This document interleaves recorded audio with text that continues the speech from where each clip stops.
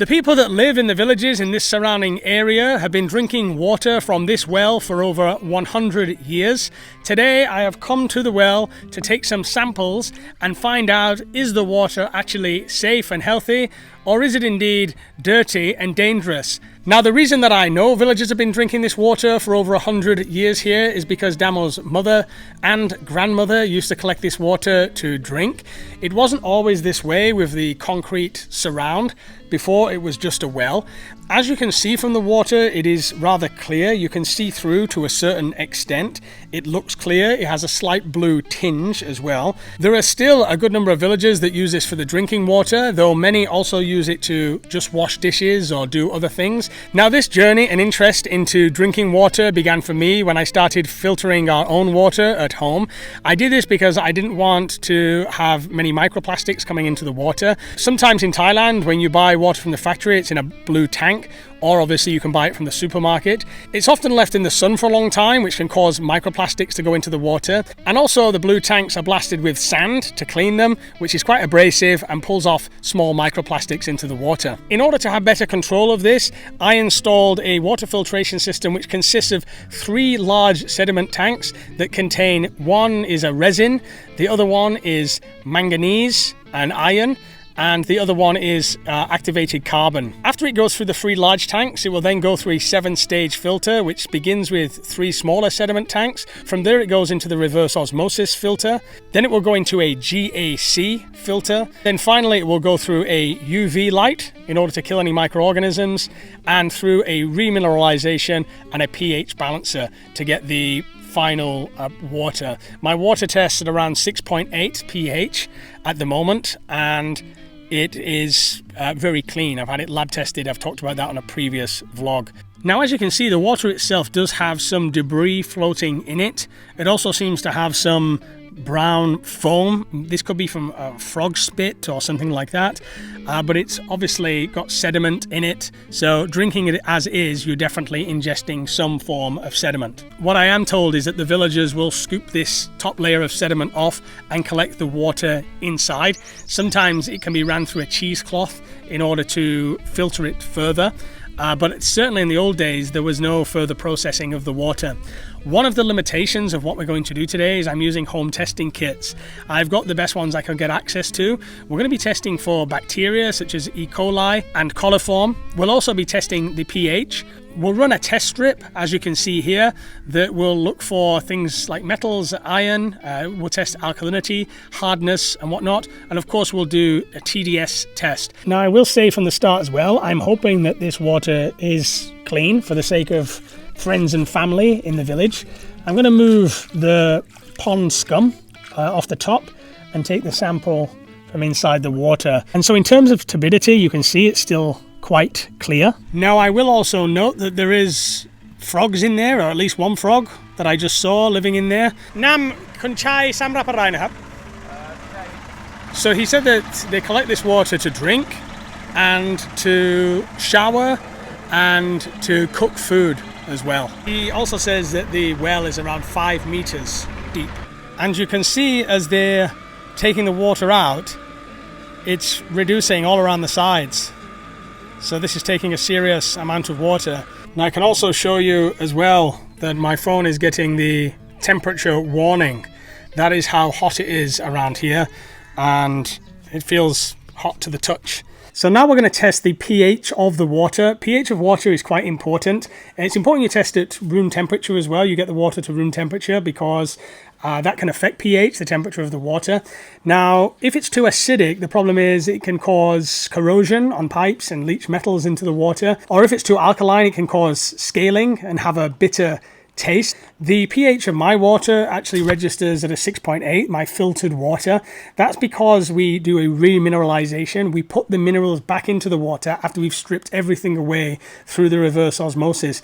We do this because that makes the water healthier to drink. It's got mineral content and it gives it a nicer taste. Today's water from the well has obviously had no treatment at all, so I have no idea what pH this is.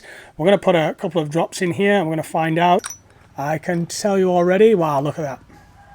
So it's red, and if we look on the chart here, red is 4.5, which means that this water from the well is actually acidic.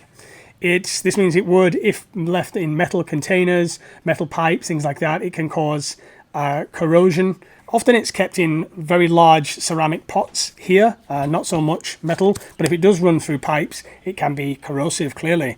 So I'm quite surprised with that, actually. I thought we were going to get a high alkali reading. So now another important one is TDS, that's total dissolved solids. Usually for drinking water, we're looking at under 500 milligrams per litre of total dissolved solids. Total dissolved solids can include organic and inorganic compounds that exist in the water. We actually don't know if they're the contaminants or the minerals. So it could be that a high mineral content water has a high TDS, but in this case we cannot separate the two. We're not going to know if it's high or low because of mineral content or contaminants. Let's try this TDS. Wow. So I'm actually quite shocked because the TDS of the well water has come in at 33. To be honest, I was expecting a reading of above 500. To get 33 is a very good reading in the range of safe drinking water. Now, I don't want to get too excited because low TDS alone doesn't mean that the water is safe. There could be microorganisms in the water which are not tested for with TDS. Now, I'm going to give you the final results of the test. The pH came in low, as we already tested with the reagent test. Total alkalinity also came in at 0. Carbonate came at 0.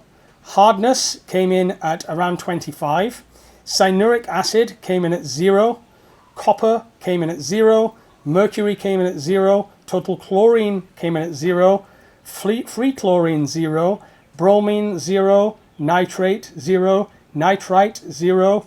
Iron 0.2, chromium 0, lead 0, and fluoride 0. Now I'm quite confident with the TDS and the pH tools.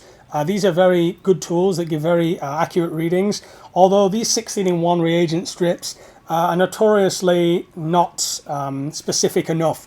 Sometimes there can be trace amounts of iron or lead that this doesn't pick up just because it's in such small trace amounts. However, there is one other test that we need to do, and that is for bacteria, including E. coli and coliform, where we're going to use a different test that takes 24 hours in order to get the result. All right, so I thought I'd bring my wife in on the action here. You know a lot more about this well water than I do.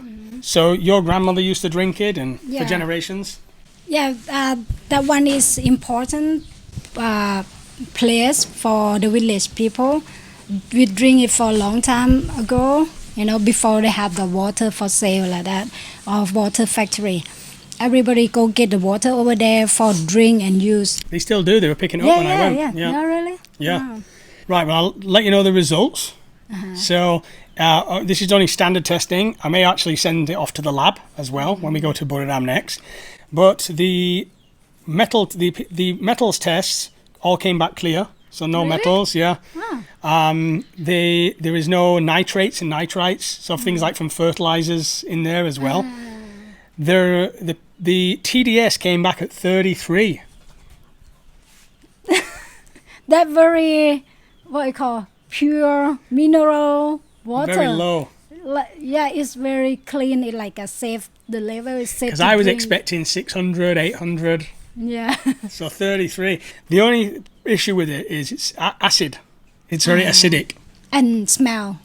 Because it has a smell? Smell like muddy, like that. Yeah, like some people they stop drinking because the smell like more muddy. Muddy. Because since they buy the water from factory, there is no smell, right? And then in this pond, I think that is natural smell. Smells natural, natural water. So the only thing we're going to do finally is the bacteria test, but that'll take 24 hours. I'm going to show you in this vlog how that's going to come back, and that will tell us if there's any coliform or E. coli in the water, any bacteria. So are you surprised with TDS? Yeah, surprised. Yeah. I think like that's why the water clear all the time, because we drink that for a long time and nobody gets sick from that water. Yeah, that's another good point. Nobody does get sick from the water. So that's a good point. You see like around the area they really protect, have the wall from animals. Yeah, from animal and have the gate. There's a frog living in it though. Nature. I've seen a frog in there. So now 48 hours later, we have the results of the bacteria tests. And to be honest, I've been quite surprised. As you can see from the bottle here, if the test is yellow or clear, then there's no bacteria, no coliform bacteria detected. If it is green, it is highly likely that coliform bacteria are present. And as you can see, this is the result. This doesn't tell us which coliform bacteria is present, but it does tell us that the water is dangerous. In fact, it says on the back here, if you have a positive result, add bleach to the sample and then pour it down the toilet. Thoroughly wash your hands. Consider the water unsafe and contact your local health department for bacterial confirmation, count and type, and suggest actions to be taken. Which sounds pretty serious. Now, it could be the case, because I took the water sample from the top of the water, that there's more likely to be bacteria there. And so I'm a little bit disappointed, to be honest, because I was kind of hoping that the water was going to come back like miraculously pure and drinkable and whatnot. So as I said, locally in the village, many people are using this water to shower. I'm not sure to the extent of who is drinking it. Definitely they used to drink it for many years. So I don't know if you can build up resistance to coliform or bacteria over the years, or it just your system kind of gets used to it. I'm going to do a bacteria test of the groundwater. So this comes from very deep within the ground. This is our groundwater here. And then I'm going to compare that to our final filtered water for coliform bacteria, and we will see the results that I get. So I felt like this vlog would probably be incomplete without running some further tests after we saw the result of the tests of the well water. And so what I decided to do is run 2 more bacteria tests to just make sure that we were not being exposed to any bacteria. And I was also interested in the groundwater.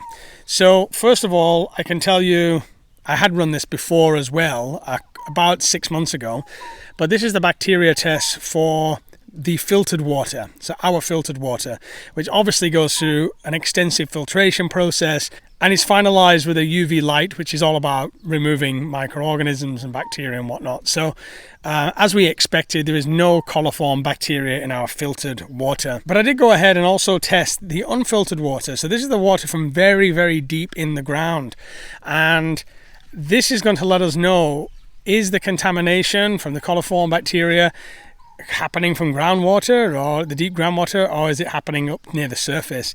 And the result of the unfiltered groundwater, this is unfiltered here, F on that one, U on this one, this is no coliform bacteria in the unfiltered. And so these 2 tests together, coming back with no coliform bacteria, suggest that any contamination that is happening with the water is happening at surface level or just below surface level. This could be a number of causes. It could be my sample. It was a bad sample. It could be animal activity around the area that ends up getting into the water. But as we conclude from this vlog, it really should be second staged filtered if it's coming from the well water. And so that is the end of this journey, really looking into the water here in rural Thailand.